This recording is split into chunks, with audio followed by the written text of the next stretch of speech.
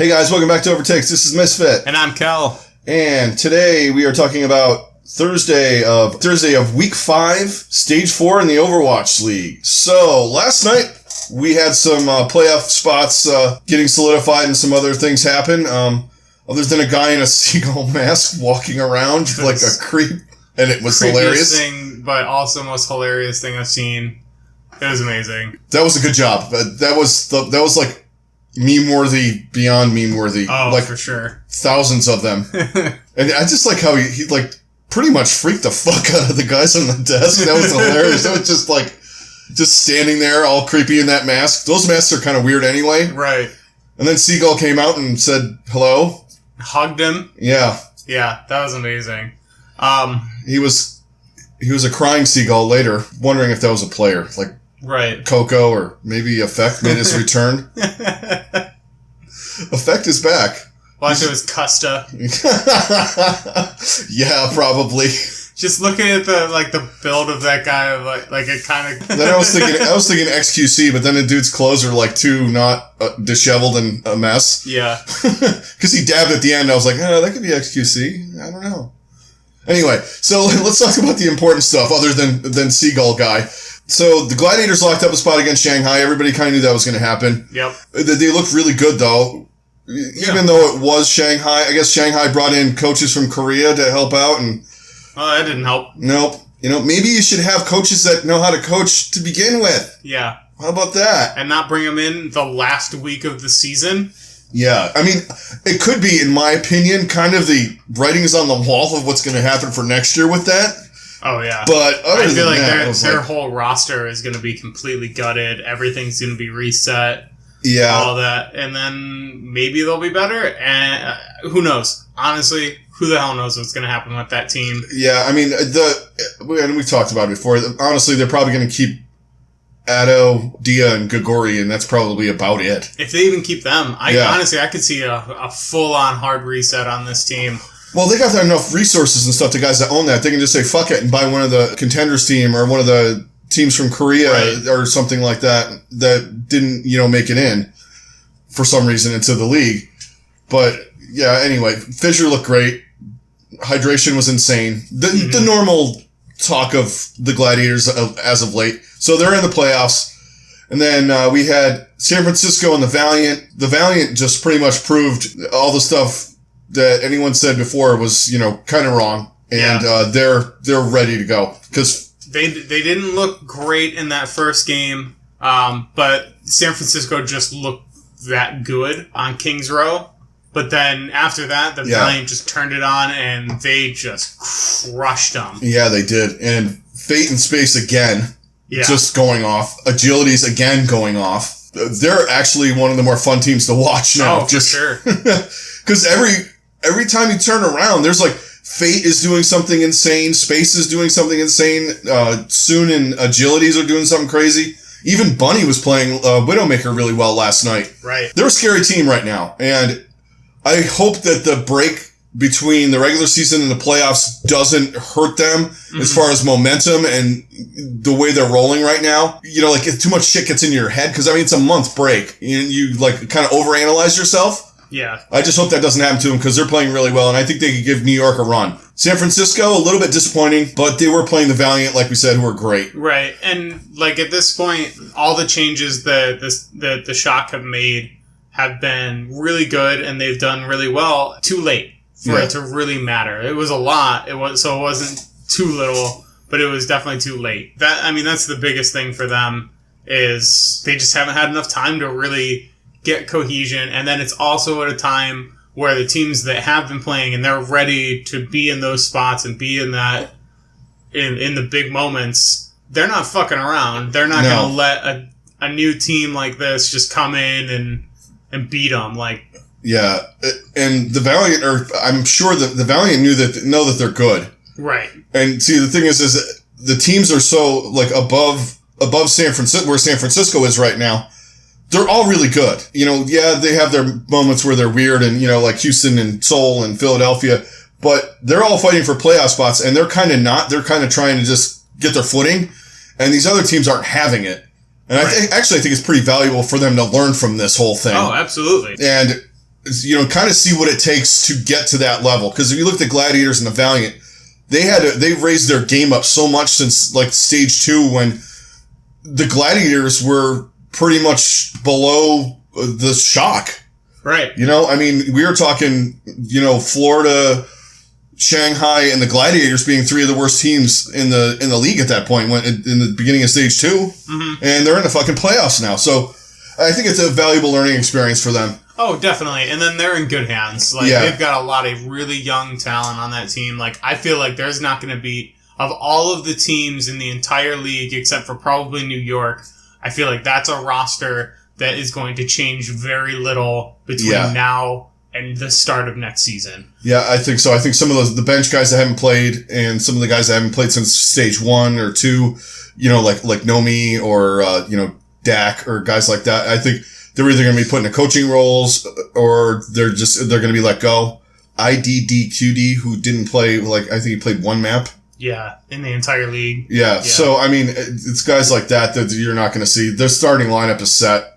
Yeah, that's pretty much what it is. Like, and they might even coach is going to be set because they've got Krusty now, and I feel like they're very happy with what they're getting from him. Yeah, the starting 6 that they've got is just really solid. I could see maybe another like a main tank, but most likely as a backup. Yeah, probably pick up somebody that's played in the league, that's got released or something like that, just to be a backup for. Choi Hyobin. And then also I could see bringing in another support. All right, so let's move into the match of the night. Yeah. So, Dallas looks like they're not as good as they were. I think it's people catching up to them. They know what they're going to do. Right. As much as Seoul knew what they were going to do, Seoul didn't know what they were doing. Oh my God. And the only guy that knew what he was doing is the guy that always knows what he's doing on that team right now, and that's Fleta. Yeah. Fleta absolutely hard carried that team, especially on Dorado. They made such a boneheaded decision and just so stupid. Yeah. Like quick play level shit that they're not on the payload to finish getting it into the third to get that third point on Dorado. Yeah. Like they just let it die on the freaking ramp. Because no one was on the point. And that was right after Fleta got 2 picks. He got a pick on AKM. I think he picked off AKM seriously 6 or 7 times. It was I started to feel bad for AKM because he was just getting fucked by Fleta. He was getting doom-fisted. He wasn't getting fucked. Oh my God. Oh God. Because when you said, you got that pick on AKM, I'm like, which one of the 1,000 in that fucking match? I felt bad for him at the end. It was kind of like, dude, I said, switch to a tank. At least he'll die in 2 shots. Right.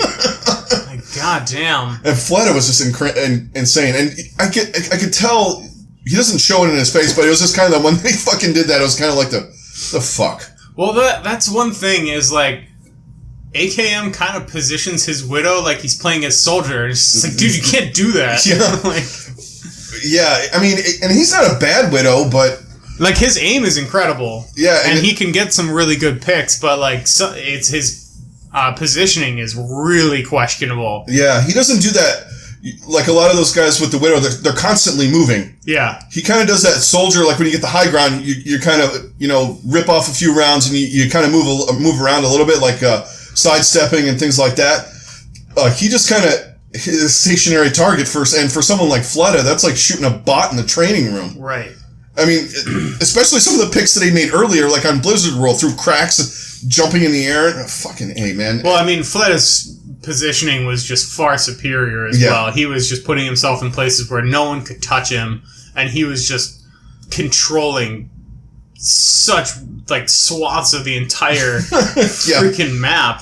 It was insane. Yeah, unfortunately he couldn't get to the payload because you figured the guys on the ground close to it would be somewhere near there. You'd think the 5 people on the ground one of them would touch the payload, but you can't blame Fleta for that. He's playing fucking Widowmaker. He did everything else in that fucking match. Right. Dallas kind of lost their chance to be in the stage playoffs there. It's going to be tough. They have to have got teams lose and the way it looks right now, they need Philadelphia to lose and Houston to lose, but it can't happen because one of them's going to win tonight. Right, like they need both of them to lose, and that's physically impossible. Yeah, but they still look decent.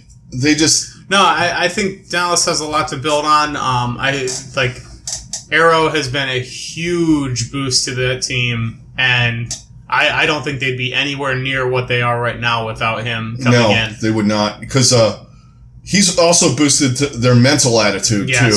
Oh, yeah, even after they lost last night, like, they were all smiling, like, everyone looked happy, no one looked miserable. It wasn't like during, like, most of the season where after they lose, I mean, how sometimes halfway through when they know they were going to lose, they just look like they were walking down freaking death row. Yeah. And a lot of that was a couple of the guys they had on the team at that point. It was kind of toxic. That's an understatement. Yeah, no kidding. Yeah, and I think what it was a lot of it was effect, and I think some of that bled out to the other guys on the team, like Taimu. They're all confidence-based guys, and they didn't have it because it's like, fuck, here we go again. Right. Fuck, here we go again. And it just, I think it snowballed too much, and I think Arrow's keeping them in that, don't let it get to you. He's just keeping do what you gotta do. He's also utilizing them properly. Yes. And those two things right there have been absolutely massive. And I think, it just kind of shows how big of an effect that he had. Yes. But no, and that's the thing. It's like, he's such an incredible player. I can't imagine we're not going to see him next season. It's just a matter of where he's going to end up. Yeah. I'm interested. I mean, as much as I'm going to miss the season, I'm going to go through withdrawals. I'm sure all you guys are with the competition that's going on in this. But I'm really excited about to see what happens in the offseason with the expansion teams, where guys are going, what teams are doing. Like, even teams like my team, what are they going to do? You know, you don't know. Are they going to keep these guys together because they're like, a good, they're a good group of guys? Right. But they're not playing well, so what do you do? I mean, I don't know. I'm also interested to see the Reddit off-season shit posts because every major sports league has just dynamite content during the off-season. Oh, guys. yeah. NBA's leading the charge right now. Oh, Jesus Christ. Hey, you know what I heard? I heard LeBron's going to go to Europe and play for Turkey. Hey, guys, what happens if the rest of the Warriors teams just form a circle around Steph Curry and just Bukkake him? Oh, yeah. I'm sorry. Yeah, because good luck, so the ball goes in, right? Yeah. The balls will be somewhere. Anyway, we've taken this to a level of non-monetization. All right. Not that we were going to get that anyway, but it's okay. Yeah. Now we were getting much money for that. Anyway, this is not safe for work, folks. Oh, enjoy. All right, so let's actually talk about what's going on tonight. Yeah. We got some big matches. Yeah, we do. The first one being the biggest match, and this is gonna determine stage, final playoffs, a whole bunch of stuff, depending on who wins, who loses, how they win and lose. It's got so much stuff going on with it. This game has probably the most implications of any game this entire season. Yeah. I mean, this you have stage other than playoffs, obviously. But. Right. To get to the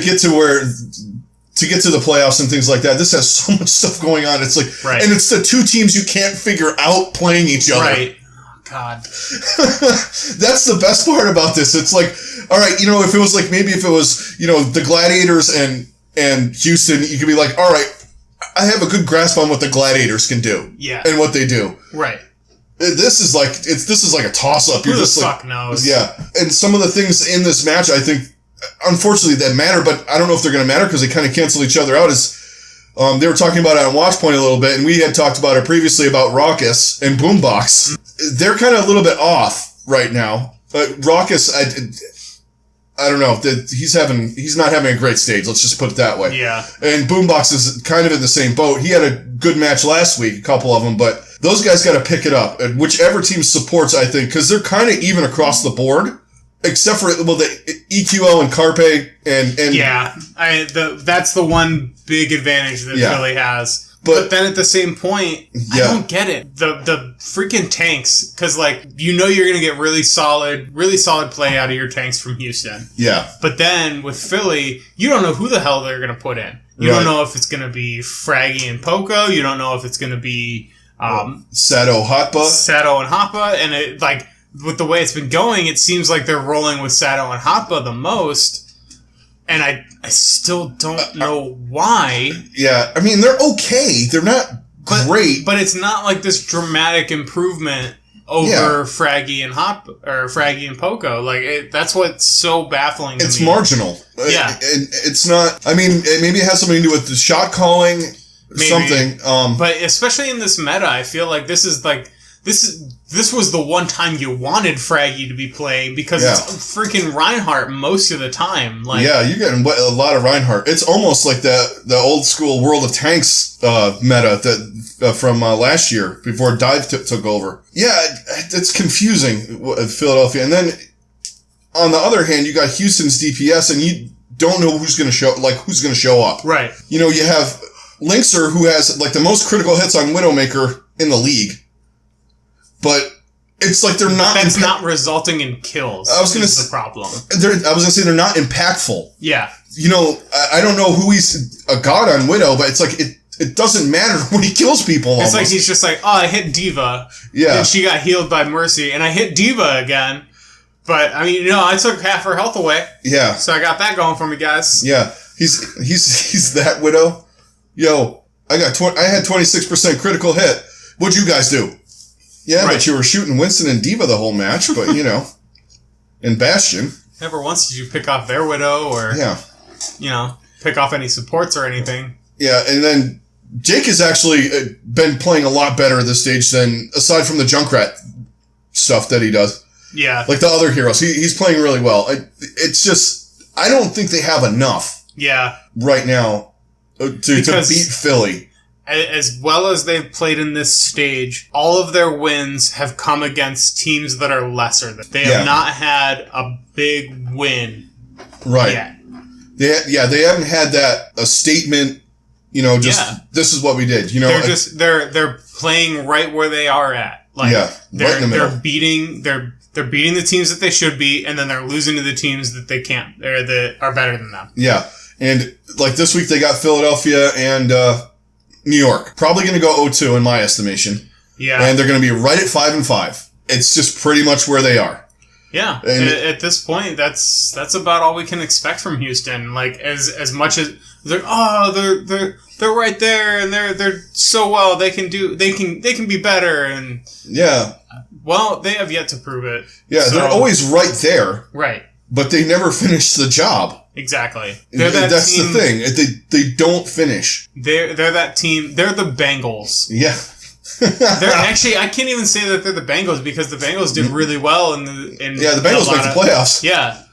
But like once the pressure gets put on them is when they fall apart. And I think that's the best like comparison. Or like the Giants. Yeah. Excluding last year. Right. Giants always have to go into the last week of the season and they have to beat somebody that's marginal at best, like Tampa, and they get down to the 10-yard line with a minute to go, and Eli Manning throws a pick six. Right. That's Houston. Can't finish. Right. Can't finish the job. Or somebody gets a punt return when they had no business kicking the fucking ball with 4 seconds left to go in the game. Sorry, that was a little bit of bitter Giant fan in me, but But hey, Philadelphia. I think that's a really good comparison. Now I gotta pick Houston because I fucking hate Philadelphia because I went in Giant fan mode and now I hate Philly. But they have their Super Bowl. Yeah. I'm not gonna change my pick, but no, I'm not. I'm going with Philadelphia. Same. I think they just got enough, a little bit more than them. And honestly, one of the big things, and this is the last point I'm gonna make on this, is Neptuno. Yeah. On Mercy. He's probably one of the best Mercies in the league, and he'll get a triple kill in there somewhere today. And then I'm also going with Philly, but I also think that Philly is like, they're just one of those teams that when like you really put the screws to them, that's just when they seem to get better. And now it's getting to that point. Yeah. I feel like they're going to step up, and then like I've said it before, this team's ceiling is if they can get everybody working together, everyone playing at the highest level that they can, this team could beat anybody. Yeah. And I mean anybody. Yeah. When they're locked in, don't forget, they took New York to 5 maps in the playoff, for stage championship. When they have Carpe and EQO and, all the tanks and everybody working together, they're really freaking hard to beat. Yeah. And it's just, they have some of those moments in games where someone is like sleeping. Or they just, they get hot and then they get tired. Yeah. Because they're just playing out of their minds for an extended period of time. But it's like, when they're playing like that, I mean, they are damn near impossible to beat. And I feel like if they can figure out how to get into that mode, possibly in the stage playoffs, and then use that and roll into the overall playoffs, we could see a New York Philly final. Oh man, that would be epic and fucking at the Barclays Center. Yes. I would have to fucking try and scrounge for tickets to that. Right? Oh my god. I would have to go buy a New York jersey too. Sorry, Philadelphia. It's just how I feel. It's my upbringing. Same thing if they play Boston. Same thing. Boston and Philadelphia I can't have it. Just as long as that's not the final, please. Oh dear God, I highly doubt that. Who do you got in your sights in this game? I am for Philadelphia. Carpe. Yeah, I want to see some Carpe. Yeah, I was thinking the same thing. Like, Carpe's just been such a beast this entire season, and I feel like now that it's really starting to mean something, and like this is that final chance. Like, we're gonna see some incredible plays from him. Yeah, he's like Mariano Rivera. He's just stone cold. Like, nothing bothers him. He gets in those games. All right, so it's map 4. We got to win this. Yep. Everybody's dead. Yep. Give me the Widowmaker and just stay on the payload. Right. You hear that, Soul? Okay. So for Houston, who do you have in your sights? Ah, man. I think the biggest thing is going to be whether or not Linkser can show up. Yep. I was thinking the Widow battle is the big thing in this too. Yeah. I want to have Linkser in my sights as well. I want to see him do some meaningful critical shots and just kind of propel them a little bit more. Maybe even like carry them because they need that carry. They just haven't had that hard carry at any part since stage 1. Mm-hmm. And a lot of that was Jake on Junkrat on certain maps. But yeah, those are I want to watch the Widow battle in this. It should be good. Okay, so let's move on to the next match. Spitfire and my Mayhem. Okay, so London pretty much just has to win a map. London wins a map and they're in. Yep. And I can't say that it's not going to be hard. Right. They're going to be ready to play. As baffling as they were last week, they're playing Florida. I love you guys. Oh, and by the way, thanks for the Mr. Logic's t-shirt. I will be wearing that as soon as it gets here. I will alert you. Oh, and I can absolutely verify that he will not take that shirt off for a long time. Yep. I will be wearing it to work. All the world will see. I am going on a trip. I really hope it gets here before then. If it doesn't, that's cool. I'll just wear it every other day, but could be tooling around Ireland and Great Britain with Thanks Mr. Logic song. And no one would know what the fuck it is over there. And the people that do would know exactly what it is, and we'd have a long conversation about Overwatch League. Anyway, I'm delaying the painful here. Yeah, I mean, this is a huge match for London. They absolutely need to come in and they need to take care of business. Yeah, and Florida's just kind of like running it out. Yeah. I do want to say one thing though. Can we put Swoosh in for one of these matches? I want an epic walkout in the last week. Yeah. We got to have something. Just give me one positive Swoosh walking out, doing something crazy.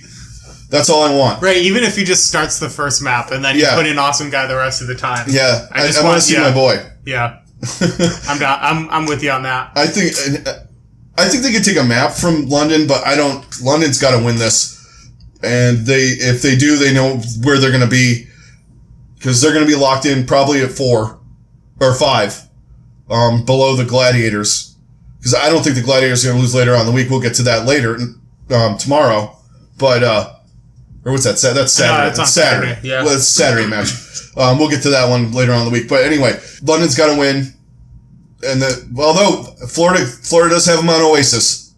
Right. So Come on, guys. Get Oasis. So they can at least make it 3-1, right? Yeah. Yeah. So who do you have in your sights for London? For London, I think it's going to be... I'm still going to be watching Birdring. Because I want to see and make sure that he's at top form. Because that is literally their only shot. They need... I mean, obviously everybody else needs to be performing well. But he needs to be MVP caliber. Like, he and Prophet need to hard carry this team. They do. I'm going to actually... If they have any shot.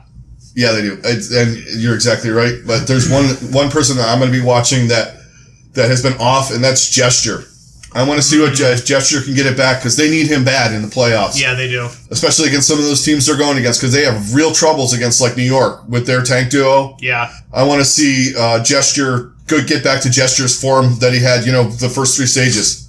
I mean, some of these guys are tired. It seems like he's got a little bit of that kind of burnout tired thing going on, because he has been, I mean, since this stage started and they got rid of all those guys, he's kind of been the dude. Right. And actually since they got rid of Fissure, so he hasn't had a break. Yeah. At all. Because sometimes you need a break. But right. And then, that was going through, probably their toughest stretch that they went through. And he was just grinding it out. I mean, he looked great for such a long time, but it was just, not enough. And, now he's probably seeing some of that Fissure's doing. And then just some of it's probably just getting to him. He's probably just tired. Yeah. I mean, the 3 or 4 weeks that they're going to have off I think is going to be huge for London. Oh, yeah. Even still, I'm totally with you on that. Yeah. Okay, so for Florida, who are you watching for the Mayhem? Mr. Logix? Yeah. I want to watch Mr. Logix, and I want to watch Saya Player. And I want to watch and see if they put Swoosh in. Yeah. Logix and Saya Player are just fun to watch. They really are. That's enough of that match. So let's move on to the last match of the day. We got New York and Boston. Well, I guess they're going to play it. Yep. Well, no, there's nothing to play for these guys. It's kind of like... Yeah. I mean, really, the only thing Boston can go for is, to not be completely embarrassed. I mean, New York needs to win this game because they want to stay in the stage playoffs. Right. And they can't afford any more losses. That being said, I don't think they're going to lose. I don't think they're going to show anything either. Yeah. And I don't think Boston's going to show anything because they're not that dumb. Yeah. Not that Boston has much to show as far as different comps and stuff like that, but it's kind of like we're going to probably maybe meet later. Yeah. This match means something to New York for the stage, but we're looking a month down the road what's going to happen. Right. New York is probably smelling the money right now, and they'll probably beat them. Yeah.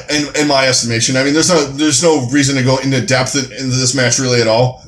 We both got New York in this one. It'd probably be a fun match to watch, honestly. Yeah. Because the give a shit factor is probably pretty low. Right. So it's just going to be Dive going against Dive. Yeah. I mean, yeah. And New York's going to dominate that battle. Yeah. As good as Boston can be in Dive, they're not good. They're not better than New York. No. Even when New York is not. Right. When they're not trying hard. They're definitely not gonna. Nobody's gonna reveal anything. Yeah, I think the most we see out of New York this week is in the stage playoffs. I think we see probably something that we haven't really seen from them, and even then, I think it's not going to be all that much. So who you got in your sights in this game? So I want to watch Libero. I want to see what he does because, like we said, the match isn't really impactful. Yeah. I want to see who he pulls out, and I just love watching that dude pull out strange heroes and just excelling at them. So he's in my sights for New York. That's a good pun. Yeah. I try. So I'm going to be watching the tanks. The dad jokes it's Father's Day weekend, so dad jokes jokes are flying. So I'm going to be watching the tanks. I'm going to be looking at Meko and Mono. Yeah. Because I think those guys are huge for New York, and they need them to perform well. And then I always enjoy watching them, but then also they're the quietest of that team. They're the quietest with their impact, but they have a huge impact on how this team plays. So I really want to keep an eye on them and kind of see what they're doing. Yeah. And see how they're what they're gonna do to adjust and all of that stuff, because I think that's gonna be really telling of where they're going to go and the direction they're going to go in the playoffs. Yeah, because they're not they don't do the flashy. Their execution as a tank duo is insane. There's no flashy earth shatters or anything like that. They always come in at the right time. Diva bombs or primal rages. You don't see any insano highlight reel stuff from these guys. They just come in and they just execute flawlessly most of the time. And it's insanely cool to watch. Right. So yeah, I'm with you on that one. Okay, so who are you watching for Boston? Hard to say. That's a tough one. I guess I'm really thinking and leaning towards Striker. Yeah. Because I'm curious to see if he can bust something out that really helps them carry. Yeah, because he's been doing better on the other heroes other than Tracer. And you can see a little bit. I've seen a little bit because I'm going with the same as you. Yeah, I mean, he's having an impact, but it's not been quite nearly the impact that he's had when he's playing Tracer. But at the same point, when he is playing some of these other characters now, he's starting to make some of these really big plays. And I'm really fascinated to see what he can do on some of these other characters and if he can just turn into one of those Swiss Army knife guys where he can just make big plays no matter what character he's playing on. And it's really important for them to have that guy right now. Absolutely. I mean, it's not that Mistakes is terrible. He's just... But Mistakes is not going to be that guy doing that. Yeah. He's your good Widow. He can do decent on Widow, but, Striker's been playing a lot of Widow, and he's been playing great, too. And if he can develop a really good Widow, he gets his Junkrat's really good. He's got Tracer. Maybe if he develops, a Pharah, then you got a couple of guys because Mistakes has been running Genji decently. Mm-hmm. He can also run Tracer and he can run Widow. So you're almost getting into that what everybody else has, right? With just two guys. So, but Striker's the key for them. Yeah, absolutely. Okay, guys. So that is going to do it for our Thursday show. So don't forget to hit a like, hit a subscribe, catch us on social media down below. All the links are down there. And also don't forget to comment. We enjoy all the comments you guys give us. And thanks a lot for tuning in. All the likes, all the subscribes, all the views and all that stuff that you guys do for us. We really, really appreciate it. It's been really fun, doing this whole thing. We started out from, kind of not knowing how to do this kind of scenario, but we just wanted to get out there and talk to you guys and, give you guys our opinions on the league and, start a conversation. And it's been pretty cool. So, we'll keep it going. So you guys have a good rest of your day and we will talk to you later. Catch you guys on the next one. Later.